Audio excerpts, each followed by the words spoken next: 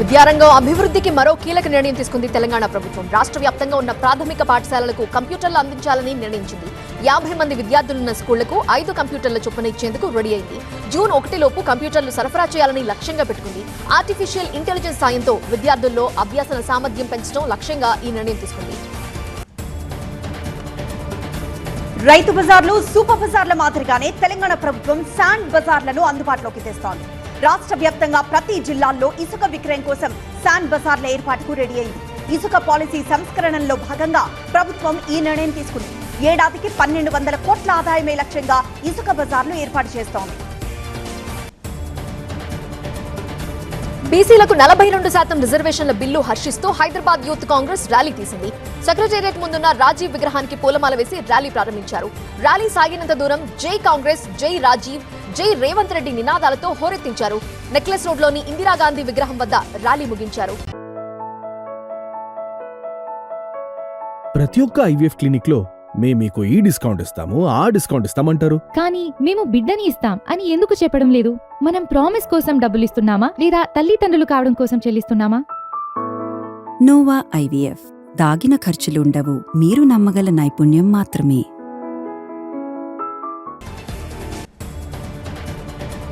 తెలంగాణ మంత్రి పొంగులేటి భద్రాచలంలో పర్యటించారు. భద్రాద్రి ఆలయంలో త్వరలో జరిగే శ్రీరామనవమి ఏర్పాట్లను పరిశీలించారు. అనంతరం అధికారులతో సమీక్షించారు.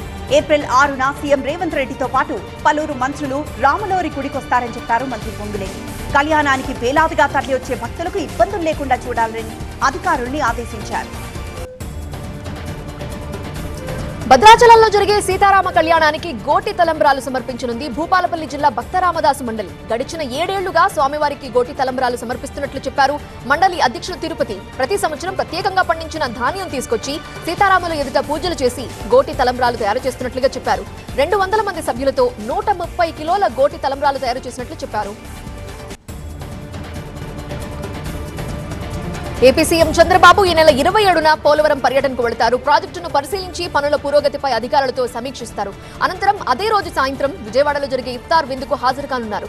ఇక రేపు ఎల్లుండి కలెక్టర్లతో ప్రత్యేకంగా సమావేశమై భవిష్యత్తు లక్ష్యాలను వివరిస్తారు సీఎం చంద్రబాబు. తిరుమల తిరుపతి దేవస్థానం పాలక మండలి ఇవాళ భేటీ అవుతోంది. 5400 కోట్ల అంచనాలతో వార్షిక బడ్జెట్ ను ప్రవేశపెట్టేందుకు సిద్ధమైంది. ఈ బడ్జెట్ సమావేశంలో 30కి పైగా కీలక అంశాలపై చర్చించి తీర్మానాలు చేసే అవకాశం ఉంది. దేశవ్యాప్తంగా శ్రీవారి ఆలయాల నిర్మాణం కోసం ప్రత్యేక ట్రస్ట్ ఏర్పాటుపై ఈ భేటీలో నిర్ణయం తీసుకునే ఛాన్స్ ఉంది. విశాఖ మేయర్ పీఠాన్ని నిలబెట్టుకుంటామన్న అంటున్నారు వైసీపీ నేతలు కన్నబాబు, అమర్నాథ్. టీడీపీ సిగ్గుమాలిన రాజకీయం చేస్తూ కక్షతో మేయర్ పై అవిశ్వాసం పెట్టింది అన్నారు. చంద్రబాబు ఇకనైనా అనైతిక రాజకీయాలు మానుకోవాలని సూచించారు. కూటమి కుట్రలను సమర్థవంతంగా ఎదుర్కొంటామన్నారు. బలం లేకపోయినా వైసీపీ కార్పొరేటర్లను ప్రలోభపెట్టి మేయర్ పీఠం కోసం టీడీపీ చేస్తున్న కుట్రలను ఛేదిస్తామన్నారు. ఎస్ఎల్బీసీ టన్నెల్ ప్రమాదంపై సీఎం రేవంత్ రెడ్డి ఇవాళ కీలక ప్రకటన చేసే అవకాశం ఉంది. దాదాపు నెల రోజులుగా సహాయక చర్యలు చేపట్టిన 7గురి మృతదేహాల జాడ దొరకలేదు. ప్రమాదం జరిగిన 7 నిమిషాల్లోనే 8 మంది కార్మికులు చనిపోయినట్లు అధికారులు ఇప్పటికే నివేదిక రెడీ చేశారు. దీనిపై సీఎం రేవంత్ అధికారిక ప్రకటన చేసే అవకాశం ఉంది. రంగారెడ్డి జిల్లా మైలార్దేవపల్లిలో కాంగ్రెస్ ముఖ్య నేతల భేటీ జరిగింది. జై బాపు, జై భీమ్, జై సంవిధాన్ పేరుతో జరిగిన సమావేశానికి నేతలు బొమ్మ మహేష్ గౌడ్, సిడబ్ల్యూసీ సభ్యుడు వంశీచంద్ర రెడ్డితో పాటు పలువురు ఎమ్మెల్యేలు హాజరయ్యారు. గాంధీ ఆశయ సాధనకు కార్యకర్తలు సైనికుల్లా పనిచేయాలని కోరారు నేతలు. రాజ్యాంగంపై జరుగుతున్న దాడులను ధీటుగా తిప్పికొట్టాలని పిలుపునిచ్చారు. అనకాపల్లి జిల్లా నక్కపల్లిలో ఏపీ హోంమంత్రి జన్మదినం సందర్భంగా మెగా క్రికెట్ టోర్నీ నిర్వహించారు. ఫైనల్ మ్యాచ్ కు హోంమంత్రి అనిత హాసరే మ్యాచ్ ను ఆశాంతం తిలకించారు. మ్యాచ్ లో విజయం సాధించిన జట్టును అభినందించి బహుమతిగా ₹1,00,000 నగదు మెమోంటో అందజేశారు. ఈ సందర్భంగా ఆమె కాసేపు బ్యాట్ పట్టి సందడి చేశారు. కూతురు బౌలింగ్ చేయగా తల్లి బ్యాటింగ్ చేశారు. ఐపీఎల్ బెట్టింగ్ కార్యకలాపాలపై ఏపీ డీజీపీ సీరియస్ అయ్యారు. బెట్టింగ్ నిర్వాహకులపై ప్రత్యేకంగా నిఘా పెట్టినట్లు తెలిపారు. బెట్టింగ్ నిర్వహించిన పాల్పడిన కఠిన చర్యలు తప్పవని హెచ్చరించారు. బెట్టింగ్లతో జీవితాలు నాశనం చేసుకోవద్దని యువతకు సూచించారు. బెట్టింగ్లపై సమాచారం తెలిస్తే వెంటనే పోలీసులకు చెప్పాలని కోరారు.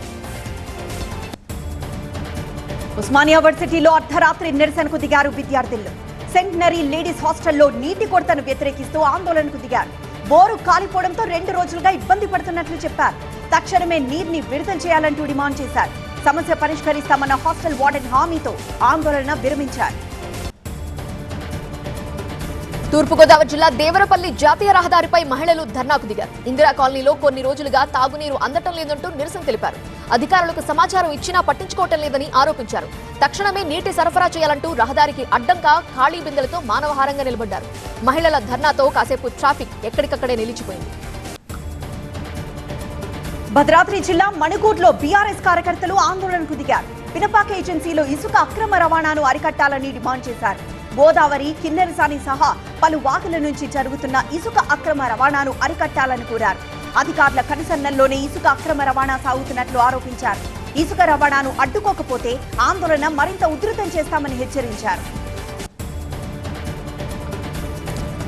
సంగారెడ్డి జిల్లాలో ఉత్తరప్రదేశ్ మీరట్ తరహాలో ప్రియుడితో కలిసి భర్తని చంపేందుకు కుట్ర పన్నింది భార్య. అనుమానం రాకుండా ఓ వాహనంతో భర్తని ఢీకొట్టి చంపించేందుకు స్కెచ్ చేసింది. విషయం తెలుసుకున్న బాధితుడు వెంటనే పోలీసులకు కంప్లైంట్ చేశాడు. 24 గంటల్లోనే పోలీసులు కేసును ఛేదించారు. భార్య హరిత, ప్రియుడితో పాటు మరొక యువకుడిని అరెస్టు చేశారు. ఢిల్లీ రైల్వే స్టేషన్లో మరోసారి ప్రయాణికుల రద్దీ అసాధారణంగా పెరిగింది. గతంలో తొక్కిసలాట జరిగిన 12, 13వ ప్లాట్ఫామ్లు ప్రయాణికులతో కిక్కిరిశాయి. ఏకకాలంలో 5 రైళ్ల ఆలస్యంతో రద్దీ పెరిగినట్లు అధికారులు చెబుతున్నారు. కుంభమేళా సందర్భంగా జరిగిన తొక్కిసలాట నేపథ్యంలో ముందు జాగ్రత్తలు తీసుకున్నారు. తొక్కిసలాటకు అవకాశం లేకుండా ఎప్పటికప్పుడు పర్యవేక్షించారు. ప్రకాశం జిల్లా త్రిపురాంతకం ఎంపీటీసీ సృజన తల్లిదండ్రులను చంపేందుకు కుట్ర పన్నారన్న ఫిర్యాదుతో వైసీపీ నేత అంజిరెడ్డిని పోలీసులు అరెస్ట్ చేశారు. అరెస్టు విషయం తెలుసుకున్న వైసీపీ ఎమ్మెల్యేలు తాటిపత్తి చంద్రశేఖర్, బూచేపల్లి శివప్రసాద్ రెడ్డి పోలీస్ స్టేషన్ వెళ్లి అంజిరెడ్డిని పరామర్శించారు. రాజకీయ కక్షతోనే అంజిరెడ్డిపై కేసులు పెట్టారని ఆరోపించారు. అక్రమ కేసులపై న్యాయ పోరాటం చేస్తామంటున్నారు ఎమ్మెల్యే శివప్రసాద్ రెడ్డి. వరంగల్ జిల్లా దేవాదుల ప్రాజెక్టు నుంచి నీటి విడుదలకు డిమాండ్ చేశారు బీఆర్ఎస్ నేతలు. దేవన్నపేట పంప్ హౌస్ నుంచి తక్షణమే సాగునీటిని విడుదల చేయాలని కోరారు. పంటలు ఎండుతున్నా ప్రభుత్వం పట్టించుకోవడం లేదని ఆరోపించారు. నీటి విడుదలపై పంప్ హౌస్ సిబ్బందితో మాట్లాడారు. ప్రాజెక్టు సందర్శనలో మాజీ మంత్రి ఎర్రబెల్లి, ఎమ్మెల్యే పల్లాతో పాటు మాజీ ఎమ్మెల్యేలు ఉన్నారు. సికింద్రాబాద్ నుండి మేడ్చల్ కు ఎంఎంటీఎస్ ట్రైన్ లో వెళుతున్న యువతిపై లైంగిక దాడికి యత్నించాడు దుండగుడు. ఒంటరిగా ఉన్న యువతిపై బలాత్కారానికి ప్రయత్నించాడు. భయపడిన యువతి కదులుతున్న రైలు నుండి కిందికి దూకేయడంతో తీవ్రంగా గాయపడింది. స్థానికులు యువతిని గాంధీ హాస్పిటల్ తరలించి చికిత్స అందిస్తున్నారు. విప్లవ వీరులు భగత్ సింగ్, రాజ్గురు, సుఖ్దేవ్ వర్ధంతి సందర్భంగా భద్రాచలం పీడీఎస్యూ డివిజన్ కమిటీ ఆధ్వర్యంలో విద్యార్థులు కొవ్వొత్తుల ర్యాలీ చేశారు. భగత్ సింగ్ ఆశయ సాధనకు పనిచేయాలని పిలుపునిచ్చారు. పట్టణంలోని ప్రధాన వీధుల్లో క్యాండిల్ ర్యాలీ సాగింది. రోడ్డు భద్రతపై ప్రజలకు మరింత అవగాహన కల్పించేందుకు పార్లమెంట్ సభ్యులు ఢిల్లీలో కార్ ర్యాలీ చేశారు. రోడ్డు భద్రతను ఆషామాషిగా తీసుకోవద్దని పౌర విమానయాన శాఖ మంత్రి రామ్మోహన్ నాయుడు పిలుపునిచ్చారు. రోడ్డు నిబంధనలు పాటించడం, సీటు బెల్ట్ పెట్టుకోవడం వంటివి చిన్న విషయాలుగా కనిపించినా వాటి ప్రభావం చాలా అధికమన్నారు.